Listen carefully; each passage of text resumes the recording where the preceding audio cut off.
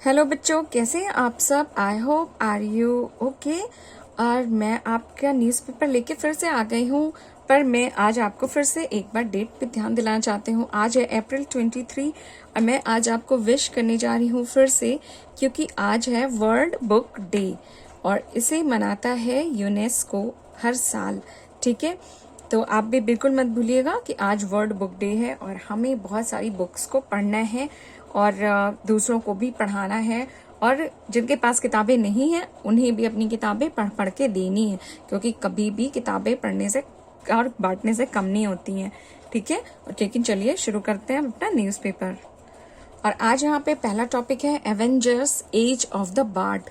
और यहाँ पे दिया हुआ है Marvel's Avenger films are set to be reimagined as Shakespearean plays on the occasion of William Shakespeare's 457th anniversary. We look back at the life and the Bard of Avon, the upcoming collaboration with Marvel superstar. तो अभी जो है William Shakespeare की 457 है, यानी 457वीं anniversary है और हम इनको याद करने जा रहे हैं एवेंजर्स के साथ। तो चलिए देखते हैं यहाँ पे क्या दिया हुआ है। तो यहाँ पे दिया हुआ है कि क्या आप सोच सकते हैं कि क्या ऐसा हो सकता है कि जब ताकतवर आयरन मैन शेक्सपियर के सोनेट्स को उगलना मतलब कि मारना शुरू कर दे, या फिर हल्क और कैप्टन अमेरिका एक शेक्सपियर के द्वंद्व युद्ध में तलवारों के साथ एक दूसरों का सामना कर रहे हों।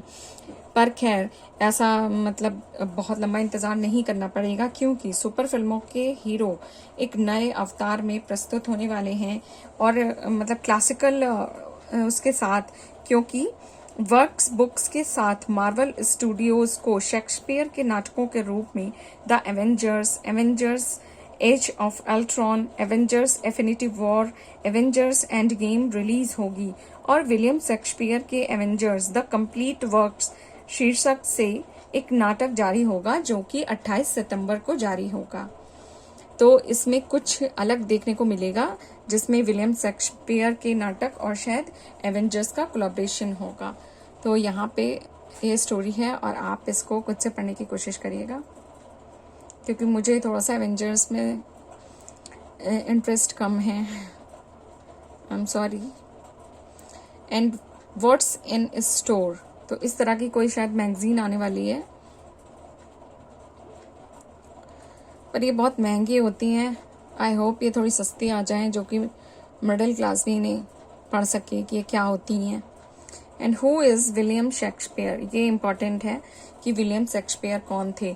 और इनका जन्म हुआ था अप्रैल 23 में 1564 में। Shakespeare was the son of glove marker in Stratford upon Avon, small town में, एक छोटे से टाउन में जन्मे थे ये, और सिर्फ सेकेंडरी स्कूल में पढ़े हुए थे।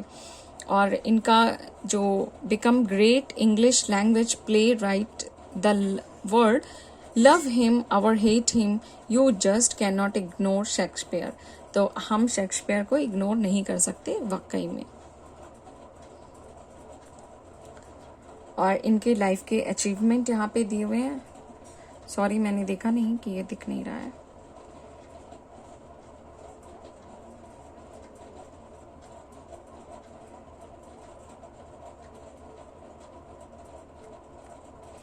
और यहाँ पे कुछ इनके प्रमुख नाटक दिए हैं।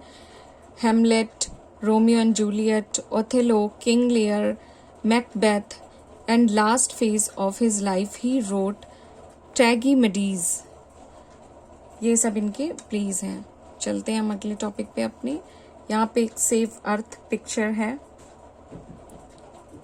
और इसके बाद है हम अपने जीके का अगला टॉपिक है ये फ्रॉम द फ्रॉग्स टू फ्रॉक्सिल, यानी कि how do would frog survive सब जीरो टेम्परेचर। ये एक वुड फ्रॉग है। यहाँ पे देखिए लकड़ी पे इस तरह से चिपका है कि ये दिखेगा ही नहीं कि एक फ्रॉग है। तो किस तरह से ये सब जीरो टेम्परेचर में भी सर्वाइव कर लेता है, यहाँ पे दिया हुआ है। तो ये जो वुड फ्रॉग होते हैं ये अमेरिका, कनाडा, आर्कटिक के सर्कल में होते हैं।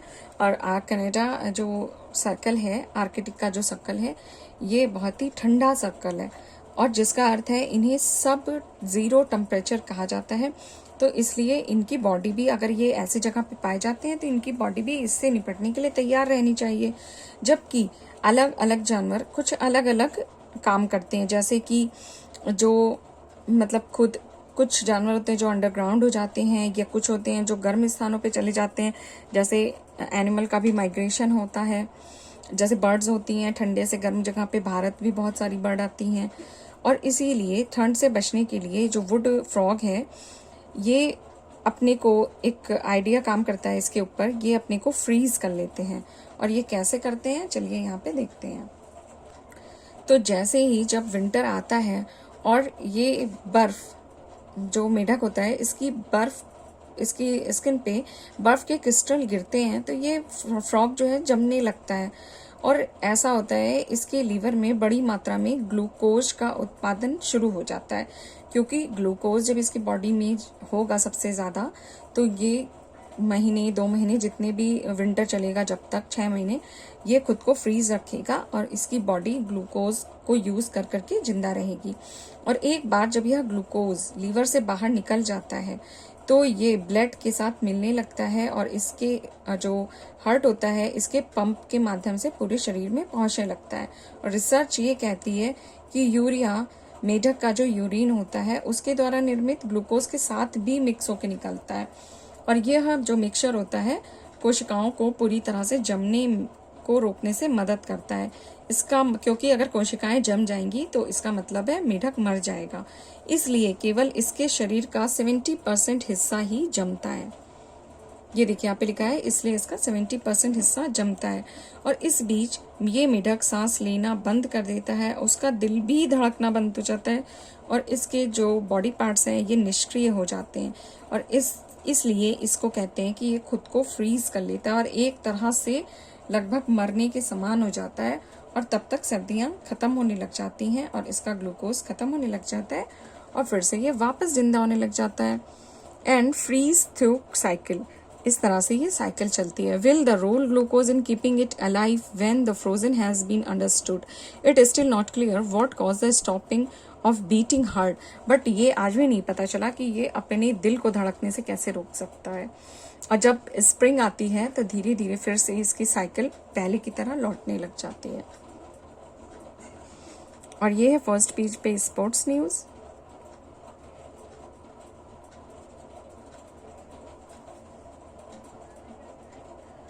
और आज यहाँ पे दिया पहली न्यूज है दूसरे पेज पे, कल्चर कनेक्टेड। तो match the traditional arteries with their countries. तो यहाँ पे कुछ पॉइंट्स दिए हैं जिन्हें हमें मैच करना है यहाँ पे दिए हुए देशों के साथ कि ये किस कंट्री से बिलोंग करते हैं। जैसे फर्स्ट पॉइंट है, go is a knee length robe like artery of man which is wrapped around their body and nicely scored with a belt। तो ये किसके साथ करता है बिलोंग, भूटान की ड्रेस है ये। तो इसी तरह से आपको यहाँ पे पता लगाना है। या ऐसे किमोनो दिया है तो किमोनो जापान की है, तो यहाँ हम देखते ही समझ गए किमोनो जापान से रिलेटेड है। और इसी तरह नी लेंथ स्कर्ट गारमेंट है, तो ये कहाँ से होगा, स्कर्ट गारमेंट मोस्टली स्कॉटलैंड से मतलब पहना जाता है, जहाँ पे वो मेंस स्कर्ट लाइक एक ड्रेस पहनते हैं। तो इस तरह से आप इसको मैच करिए। फन फैक्ट है यहाँ पे, virtual concert to fund vaccine. यहाँ पे एक वर्चुअल कॉन्सर्ट के बारे में बताया गया है जिससे कि फंड इकट्ठा किया वैक्सीन के लिए। ये Jennifer Lopez, Selena Gomez, Foo Fighters, HER writers का कहना है कि एंटी वेडर एक वैक्सीन स्ट्रीमिंग के लिए ये सब साथ में आ रहे हैं, जो कि 8 मई को कोविड-19 के हेल्थ वर्कर के साथ वैक्सीनेशन के लिए वर्चुअल कंसर्ट करेंगे। और इसके थ्रू इनका टारगेट है पैसे इकट्ठे करना। और यहाँ पे क्वेश्चन है कि what is American singer song writer HERS original name. तो ये जो एक बैंड है HERS, इसका ओरिजिनल नेम क्या है। और सेकंड पॉइंट है यहाँ पे, कॉल फॉर वैक्सीन। तो स्वीडिश जो जलवायु कार्यकर्ता है ग्रेटा थेनबर्ग ने वैक्सीन असमानता को कम करने के लिए कोविड-19 जॉब्स के लिए दुनिया के सबसे कमज़ोर लोगों को प्राथमिकता दी है और उन्होंने अपनी नींव से कोवैक्स योजना, दुनिया भर में कोविड-19 टीके को बांटने की एक योजना के लिए 1 लाख यूरो का दान किया है और ये दान किया है WHO को। तो इस तरह पुरस्कार और रॉयल्टी के माध्यम से अर्जित धन है जो कि दुनिया के कुछ सबसे गरीब लोग, कमज़ोर आबादी के लोगों को जो वैक्सीन है उसे खरीदने में हेल्प करेगा। और यहाँ पे क्वेश्चन है, Greta Thunberg launch a campaign in 2018 demanding action on climate change which inspired a global movement. What was the name of the campaign? तो उस कैंपेन का नाम बता सकते हैं जिसे ग्रेटा थनबर्ग ने 2018 में स्टार्ट किया था। और आज का वॉर ऑफ द वर्ड्स है, strike up a debate on the given topic, should robots be given rights? तो क्या रोबोट जो हैं वो राइट है या नहीं है? आप बताइए, क्या हमें रोबोट चाहिए या नहीं चाहिए? और इसके बाद हम आ गए हैं अपने नंबर गेम पे।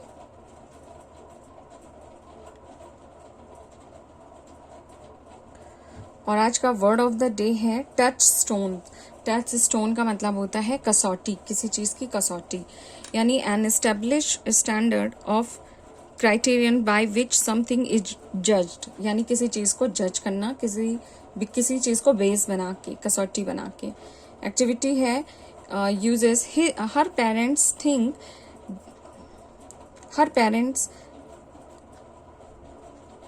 think that a big campus with playground is the touchstone of a good school.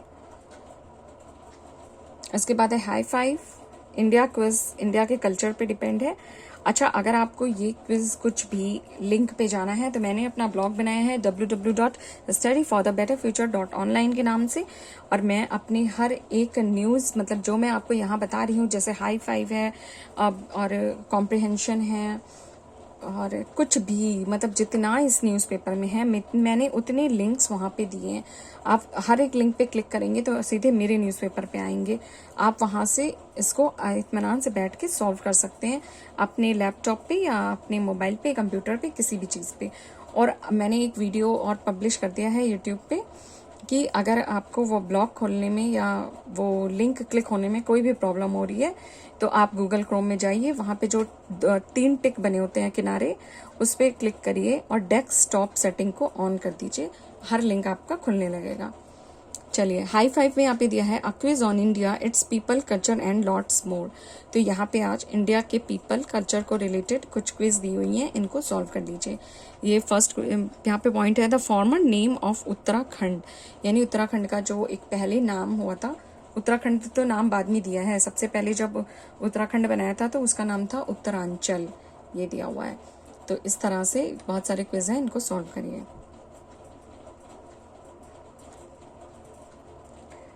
और ये है डब्ल्यू कॉर्नर। यहाँ पे क्वेश्चन है, what is the maximum number of runs scored by a team in Indian Premier League after losing their first 5 wicket. तो यहाँ पे clue भी दिए हुए हैं और फिर नीचे इनका आंसर भी है, जूम कर देती हूँ।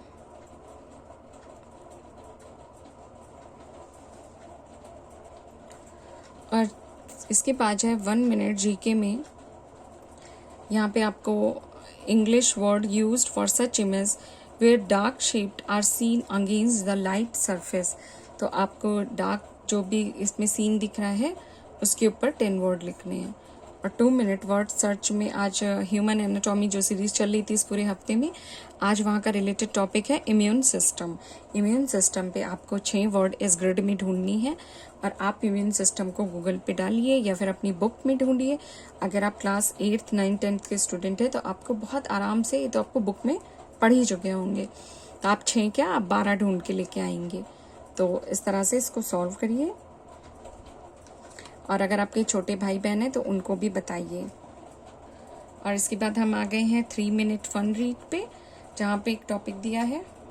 आज यहाँ पे टॉपिक है emoticons are image that one can create using letter, number and character on the computer keyboard, यानी इमोटिकॉन्स एक ऐसी पिक्चर है जो कंप्यूटर कीबोर्ड पर अक्षरों, संख्या और अल्फ़ाबेट को यूज़ करके बनाई जा सकती हैं। पर इसके बारे में कब कैसे कुछ चीज़ें सामने आई, इसको देखते हैं। इमोटिकॉन्स 17वीं शताब्दी में शुरुआत में उभरे, हालांकि यह आधिकारिक तौर पर स्वीकार नहीं किया गया। सबसे पहले सितंबर 1982 में पहली इमोटिकॉन एक स्माइली का आविष्कार किया गया था, जिसमें एक डैशबोर्ड पे मुस्कुराते हुए चेहरे और एक दुखी चेहरे का इस्तेमाल किया गया था, जो कि यहाँ पे बना हुआ है। एक स्माइल कर रहा है और एक दुखी चेहरा इस्तेमाल कर रहा है। और हालांकि कोई भी इमोटिकॉन्स बना सकता है, आजकल तो ये बहुत आसान हो गई है, जो कि इमोजीज नाम से हम इन्हें जानते हैं, इन्हें इमोटिकॉन्स कहते हैं। और यहाँ पे एक्टिविटी कॉर्नर है। Emoticons is a short form of which 2 words, emotion icon इन्हें कहते हैं। और सेकेंड है, what does a less than symbol followed by numerical 3 represent. तो क्या है ये ऐसा, बताइएगा।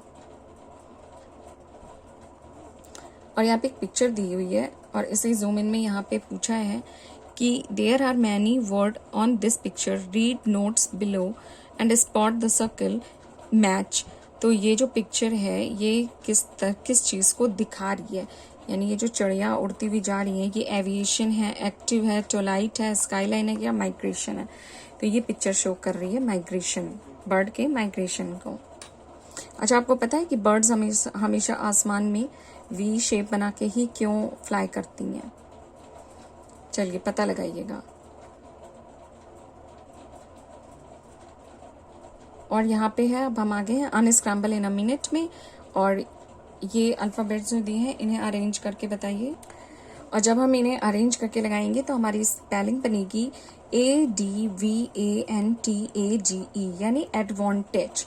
एडवांटेज माने होता है किसी चीज़ का लाभ उठाना, यानी अ कंडीशन और circumstances that puts one in a favourable और सुपीरियर पोजीशन। उसके बाद हम अपने मोस्ट इम्पॉर्टेंट टॉपिक पे आ गए हैं, जो कि है 2 मिनट कॉम्प्रिहेंशन का। 2 मिनट कॉम्प्रिहेंशन को आपको सॉल्व करना है और मेरे ब्लॉग पे जाइए, जो कि है www.studyforthebetterfuture.online। आपको इस ब्लॉग को खोलने में किसी भी तरह की कोई दिक्कत नहीं होगी। बाकी मैंने एक वीडियो डाल दिया है, अगर किसी भी तरह की दिक्कत आ रही है तो वहाँ पे आप लिंक पे जाइए, आपको वर्ड मीनिंग मिलेंगी, वोकैब मिलेगी। और आगे की कंपटीशन के लिए तैयार रहिए अभी से, क्योंकि कॉम्प्रिहेंशन वगैरह हर एग्जाम्स में आता है। और अब हम आ गए हैं अपने विकिपीडिया अ डेली सर्च पे। यहाँ पे पहला टॉपिक हमारा दिया हुआ है, मैं जूम कर देती हूँ। और इनका नाम है किमियो मिशिमा। किमियो मिशिमा कौन है, चलिए देख लेते हैं। तो किमियो मिशिमा एक जापानी कॉन्टेम्प्रेरी आर्टिस्ट हैं, यानी समकालीन आर्टिस्ट हैं। और इन्हें 1932 में जापान के ओसाका में जन्मी थी मिशिमा। और इन्होंने 1960 के दशक से एक चित्रकार के रूप में अपना करियर स्टार्ट किया और फिर 1971 में मिट्टी के जो पात्र होते हैं उनके रूप में कार्य करना शुरू किया। और उन्होंने न्यूयॉर्क में पढ़ाई करी, जो कि रॉकफेलर स्कॉलरशिप भी इन्होंने जीती। और उनकी रचनाएं जनसंचार के माध्यम से वस्तुओं की व्यापक खपत के इर्द गिर्द घूमती हैं, यानी कि ये जैसे समाचार पत्र, पत्रिकाएं, सेरेमिक और मिट्टी से कैसे बर्तन बनाना या मतलब इसी तरह के काम से ये जुड़ी हुई हैं। और हमारा लास्ट वर्ड है एंडी वॉरहोल। एंडी वॉरहोल कौन है, इनकी यहाँ पे पिक हमें दिख रही है, ये एंडी वॉरहोल है। और ये हैं कौन? एंडी वॉरहोल एक पॉप विजुअल आर्ट आंदोलन के महत्वपूर्ण कलाकार हैं और अपने कार्य में लोकप्रिय संस्कृति की खोज करने के लिए प्रसिद्ध हैं। और इन्होंने सिल्क स्क्रीन तकनीक का उपयोग करते हुए नवंबर 1961 में और मार्च 1962 के बीच कैम्पबेल के सूप केन को आकर्षित किया। और चित्रों ने शुरू में अपनी दुनिया को पॉप आंदोलन के साथ बहुत बड़ी कड़ियों में जोड़ दिया। और आज ये काफ़ी लोकप्रिय कलाकार हैं। और हमारा लास्ट वर्ड है इजिप्ट। इजिप्ट एक सबसे पुराने सिविलाइजेशन में से एक है, तो यहाँ पे कुछ बहुत ही अलग होता है हमेशा। तो मिस्र समृद्ध इतिहास, विरासत और संस्कृति वाला देश है। सभ्यता का एक आधार माना जाता है प्राचीन सभ्यताओं का। यहाँ पे कृषि, शहरीकरण, संगठित धर्म इत्यादि का विकास होते हुए देखा गया है। और मिस्र को अधिकतर फेरौन और पिरामिड की भूमि के रूप में जाना जाता है। और मिस्र सबसे पहले लोकप्रिय पर्यटक स्थलों में से एक है। और यहाँ पे गीजा के नेक्रोपोलिस और लोकप्रिय पर्यटक स्थानों में से एक है और विश्व के 7 अजूबों में से भी एक है। और नील नदी, मेडिटेरियन सी, रेड सी इत्यादि पर्यटक प्लेसेस में से एक है। और अफ्रीका का वह हिस्सा जहाँ पे कई प्रजातियों का निवास स्थान भी रहा है, जिसमें से एक है अरेबियन बस्टर्ड, जो कि जो अभी हम इंडियन बस्टर्ड बात कर रहे थे ना, तो ये अरेबियन बस्टर्ड है। ये भी भारत में स्पॉट करी जाती है, माइग्रेशन के लिए आती है। तो अरेबियन बस्टर्ड एक प्रजाति है जो दक्षिण पश्चिमी अरब और अफ्रीका के साहेल क्षेत्र में पाई जाती है। और इसमें जो मेल होता है वो फीमेल से बड़ा होता है देखने में। और इन पक्षियों में ये पक्षी जो हैं सेमी एरिड स्थानों पे पाए जाते हैं। इनका जो मेन हैबिटेट प्लेस है वो सेमी एरिड एरिया ही है। और इनकी व्यापक रेंज के कारण अत्यधिक असुरक्षित हो गए हैं। ये IUCN की डेंजर्ड लिस्ट में शामिल है। और 2012 में शिकार और आवास की कमी के कारण ये प्रजाति खतरे में आ चुकी है। और जिस पे अभी हम 22 तारीख को बहुत बड़ा आर्टिकल पढ़ चुके हैं ऑलरेडी। फेस टू फेस में can you identify this person? तो यहाँ पे है the Indian boxer has reached the semifinals of the governors cup tournament in ST Petersburg in Russia. तो इन्होंने टूर्नामेंट की सेमीफाइनल में एंट्री कर ली है। कौन है? तो ये हैं Amit Panghal is semis of boxing touring in Russia. तो ये अमित पांघल हैं। और ये है सुडोको, जिसका डिफिकल्ट लेवल है 3 स्टार। उसके बाद हम आ गए हैं अपने लास्ट पेज पे, स्पोर्ट्स न्यूज़ है।